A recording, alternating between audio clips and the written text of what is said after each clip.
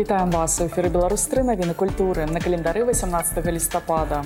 Сёння ў праграме мы раскажам, калі ў Мінску можна будзе пачуць оперную дзіву Вольгу Перацядзька, пазнаёмімся з навінамі ў свеце музычнай індустрыі, агучым вартай да прагляду праграмы тэлеканала «Беларусь-3» і павіншуем з юбілеем мастака-канцэптуаліста Сергея Шылу.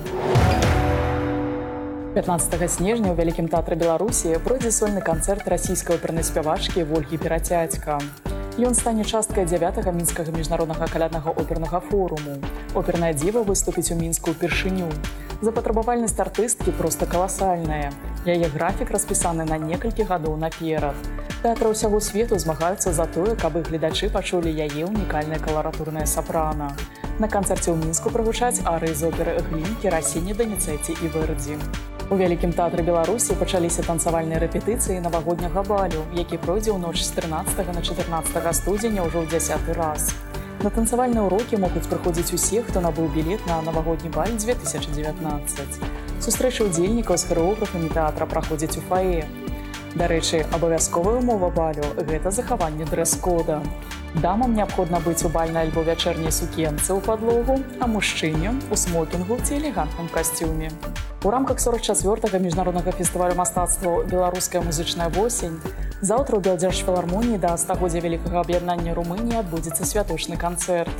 У ім прымуць удзел навучэнцы і выкладчыкі Нацыянальнага каледжа мастацтваў імя Ліпатці з Бухарэста і Мінскага дзяржаўнага музычнага каледжа імя Глінкі. Канцэрт адкрые румынская рапсодыя Джорджа Энеску. Таксама ў праграме прагучаюць творы румынскіх кампазітараў Чыпрыяна Парумбеску, Тыберу Брыдзічану, Грыгора Шадзінніку і Канстанціна Думітрэску. Мерапрыемства арганізавана пры падтрымцы амбасады Румыніі ў Рэспубліцы Беларусь. Пра іншыя цікавыя падзеі, што адбываюцца гэтымі днямі ў свеце музычнай індустрыі, у нашым наступным сюжэце.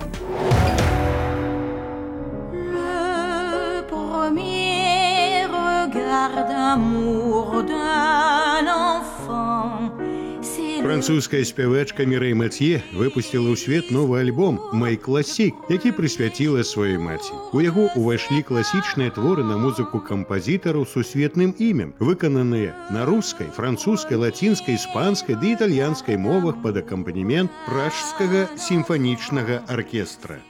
13 лістапада ў Берліне культавы ірландскі гурт U2 абвясціў аб спыненні дзейнасці. Мы ўжо 40 гадоў на сцэне, і апошнія 4 з іх былі для нас чымсьці асаблівым. Цяпер мы сыходзім, заявіў вакаліст гурта Бона. Калектыў быў заснаваны ў Дубліне ў 1976 годзе. За ўвесь час свайго існавання яны выпусцілі 14 поўнафарматных альбомаў і лічацца адным з самых прадаваемых праектаў у гісторыі музыкі, а таксама рэкардсменамі па колькасці статуэтак Грэмі. Іх у музыкаў 22.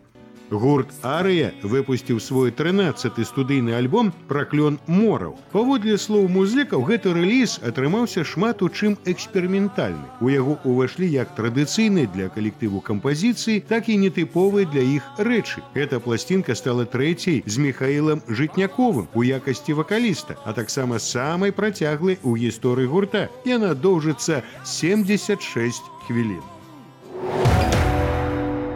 Цягам лістапада ў музеі гісторыі беларускага кіно да 105-годдзя з дня нараджэння англійскай кінаактрысы Вівьен Лі ладзіцца персанальная рэтраспектыва «Жанчына-міф». У праграме пазначана 6 стужак. Бліжэйшую з іх, Лэдзі Гамільтан, можна ўбачыць 21 лістапада. Гэта адна з лепшых касцюмна-гістарычных меладрам сусветнага кіно, дзе ў паэтычна-рамантычным ключы ўзнаўлена любоўная гісторыя стаўшага нацыянальным героем брытанскага флотаводца Нельсона і юнай жонкі англійскага амбасадара ў Неапалі. Карціна была ганараваная прэміяй «Оскар» за лепшы гук, а таксама адзначана ў намінацыях за лепшую працу мастакоў-пастаноўшчыкаў, аператара і спецэфекты. Чарговы выпуск аўтарскай праграмы Владзіміра Арлова «Люблю і памятаю» будзе прысвечаны народнаму артысту Расійскай Федэрацыі, лаўрэату дзяржаўнай прэміі Савецкага Саюза Міхаілу Казакову.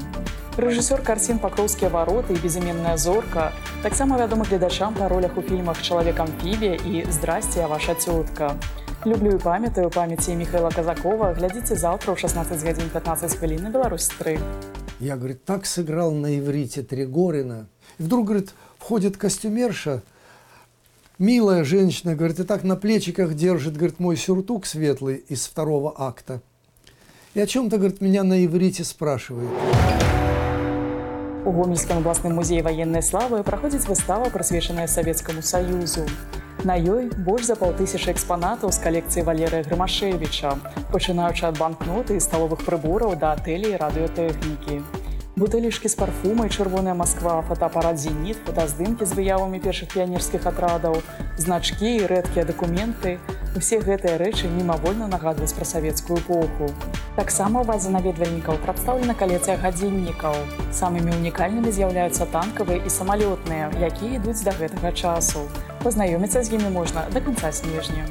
Далей пазнаёмімся з падзеямі, што адбываюцца па-за межамі нашай краіны. Амаль увесь год у Грэнландыі працягваецца турыстычны сезон. Зараз да паслуг турыстаў лёд, лёд і яшчэ раз лёд. Людзі прыязджаюць у Грэнландыю па розных прычынах, але галоўнае гэта, вядома, прырода. Лёд, лядовае покрыва, айсбергі – гэта ўсё на першым месцы. Горад Ілулісат знаходзіцца ў 200 кіламетрах на поўначы ад палярнага круга. Большасць наведвальнікаў прыязджаюць сюды, каб паглядзець, як ад ледніка Якабсхаун адколваюцца маладыя айсбергі.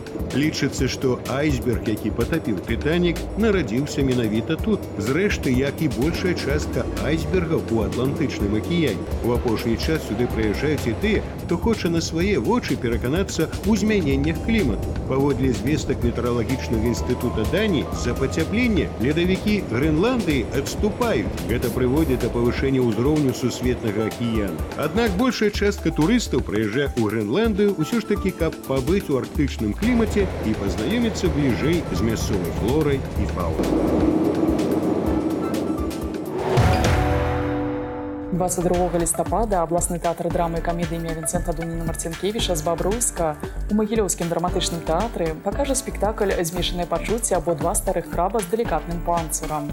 Гэта прэм'ерная пастаноўка па п'есе амерыканскага сцэнарыста і драматурга з беларускімі каранямі Рычарда Байера. Галоўныя героі спектакля – два 70-гадовых удаўца. Меладраматычная камедыя напоўнена вытанчаным гумарам.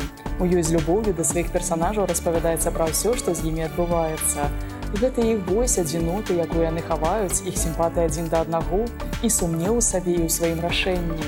І велізарная патрэба ў каханні, якой жыве ў кожным чалавеку, нягледзячы на ўзрост. Гастролі маскоўскага тэатра «Эрмітаж», які працягвае традыцыі авангарднага рускага мастацтва 20-х гадоў мінулага стагоддзя, пройдуць у Мінску з 30 лістапада па 2 снежня. У праграме пазначаны 4 спектакля. Пастаноўку па матывах п'есы Эжэна Скрыба «Шклянка вады» пакажуць з 30 лістапада. Некласічную інтэрпрэтацыю літаратурнага шэдэўра Мігеля Сервантеса «Дон Кіхот» можна ўбачыць 1 снежня. У гэты ж дзень артысты прэзентуюць камедыю «Маленькая нядзельная прыгода» паводле твора Валянціна Катаева.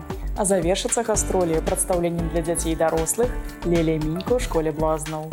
Пра спектакль «Эдып» паводле трагедыі Сафокла Гомельскага гарадскога маладзёжнага тэатра заўтра раскажа праграма «Тэатр у дэталях» і яе вядучая Наталля Вібікава. На якія разважанні натхніла рэжысёра-пастаноўшчыка Юрыя Дзівакова трагедыя старажытнагрэчаскага драматурга Сафокла і пра што ў выніку ў яго атрымаўся спектакль, глядзіце заўтра ў 20 гадзін 15 хвілін на Беларусь-3. Тема Эдипа, она, безусловно, очень такая непонятная, до сих пор непонятно, что с ней делать. До 23 лістапада прымаюцца заяўкі на ўдзел у міжнародным фестывалі-конкурсе творчасці «Белавежская зорка», што пройдзе 7 і 8 снежня ў Брэсце. Запрашаюцца вакальныя, харэаграфічныя, інструментальныя і тэатральныя творчыя калектывы, а таксама сольныя выканаўцы ва ўзросце ад 3 гадоў.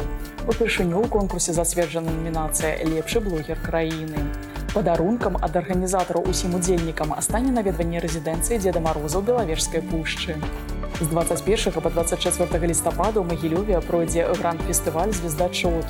У ім прымуць удзел лаўрэаты мінулых адбораў. У фінальным канцэрце выступяць юныя артысты вакальнага, танцавальнага і тэатральна-інструментальнага этапаў з усіх рэгіёнаў Беларусі, Казахстана, Літвы, Малдовы, Расіі, Украіны і Эстоніі. Акрамя ўласна самога творчага спаборніцтва ў праграме фэсту пазначаны сустрэчы, майстар-класы, віктарыны і экскурсіі. Дарэчы, для фіналістаў таксама падрыхтаваны сюрпрыз – наведванне міжнароднага дзіцячага конкурсу песні «Еўрабачанне 2018», які пройдзе ў гэтыя ж дні ў Мінску. Так, роўна праз тыдзень ужо ў другі раз Беларусь прыме міжнародны дзіцячы музычны конкурс песні «Еўрабачанне» пад лозунгам «Light Up». Сёлета ён аб'яднае выканаўцаў з 20 краін, што стане рэкордам у яго гісторыі.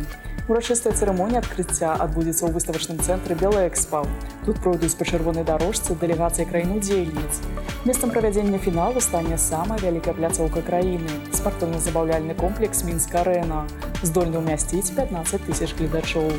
Дызайнерам сцэны форуму з'яўляецца мастак-пастаноўшчык генеральнага прадзюсарскага цэнтра белтэлерадыёкампаніі Галіна Коўманова.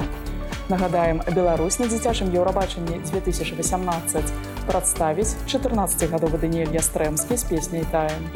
Телеканал «Беларусь-3» напярэдадні міжнароднага дзіцячага конкурсу Еўрабачання 2018 працягвае рэтраспектыўны паказ фіналу нацыянальных адбораў розных гадоў.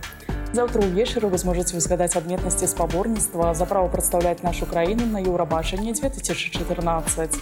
Нагадаем, што ў той год нашу краіну з песняй «Сокал» на міжнароднай сцэне ў мальційскім Марсе прадставіла Надзея Місякова. Глядзіце праект «Песні для Еўрабачання. 15 год гісторыі» заўтра ў 22 гадзіны 25 хвілін на «Беларусь-3».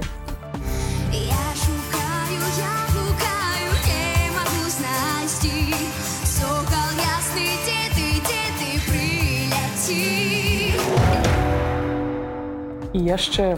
Яго творчасць вырасла са збіральніцтва прадметаў побыту. Да экспанатаў сваіх калекцый ён дадае ўсяго некалькі рысак, і яны пачынаюць казаць. І кажуць толькі пра тое, што блізка і баліць самому аўтару. Пра вялікую айчынную і афганскую войны, пра творчасць любімага ім Уладзіміра Высоцкага. Напэўна, таму праекты Сергея Шылы знаходзяць водгук у кожнага. Сёння знакаміты бард і мастак-канцэптуаліст адзначае юбілей.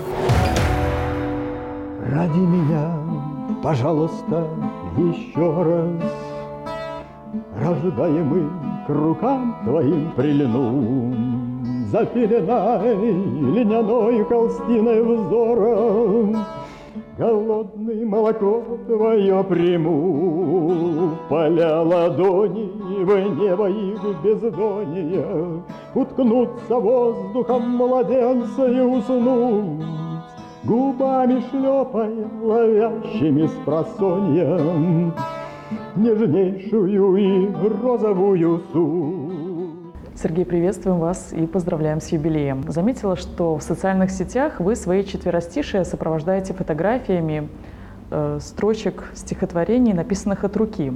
Это часть вашего образа или ваших стихов? Дело в том, что с точки зрения психологии восприятия мы воспринимаем больше образ, то есть фотографию, нежели строку.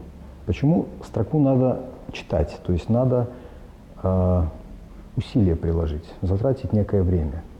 Не факт, что тебе это понравится. А когда ты видишь фотографию, пусть даже фотографию той же строки, но написанной от руки, причем написанной, как правило, в состоянии волнения, то есть когда рождается мысль, и ты ее спешишь перенести на бумагу, ты невольно взволнован.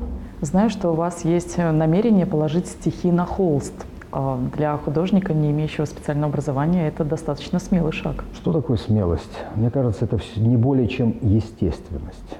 Вот естественность делиться тем, что тебя волнует. Неважно, кто ты, художник по своей сути, либо просто живущий так, как считает нужным. Важно, чтобы это не мешало другим. Да? А если это, то, чем ты делишься, находит отклик и кому-то помогает, ну, что может быть лучше? Вы знаете, что удивительно? Концептуальное искусство обычно приходит уже достаточно хлебнув академизму. А вы же пришли совершенно из другой жизни. А соприкосновение с творчеством у вас было всегда? Это было неожиданно для меня самого, в первую очередь, поскольку, имея два технических, одно экономическое образование и работая в самых разных сферах когда-то, начиная от, скажем, дворника, столяра, бетонщика, электромонтажника, мастера на производстве, предпринимателя, вдруг, это пришло через увлечение собирательством предметов материальной культуры прошлого. То есть я собрал некую коллекцию, и вот глядя на предметы, сделанные руками, стали рождаться образы. И они стали воплощаться визуально, и потом появились строки, стихи. В списке ваших проектов это и «Афганская боль», и посвящение Высоцкому. А вот насколько они соприкасаются с вашей личной судьбой? Что касается войны Великой Отечественной, это один из моих главных проектов. Мой отец из сожженных деревень, все мои близкие так или иначе, их очень много, по счастью, пережили войну, кто-то не пережил. Афганская война – это война моего поколения. Я начал работу над этими проектами, будучи уже совершенно взрослым человеком, имея, как все, в 40 плюс-минус достаточный опыт, просто житейский. И размышляя над ними, творя их, я это делал уже не как юноша, а как отец. Как человек, который переживает за судьбы тех, кто, к сожалению, стал жертвами тех или иных событий. А проект о Высоцком, он, безусловно, поэзия единомышленника. То есть он для меня человек близкий по духу. Сергей, спасибо. Еще раз поздравляем вас с юбилеем. Мы, конечно же, ждем с нетерпением новых встреч с вашим творчеством. І на гэтым пакуль усё. Пазнавайце больш разам з намі, падтрымлівайце культуру і заставайцеся на Беларусь 3.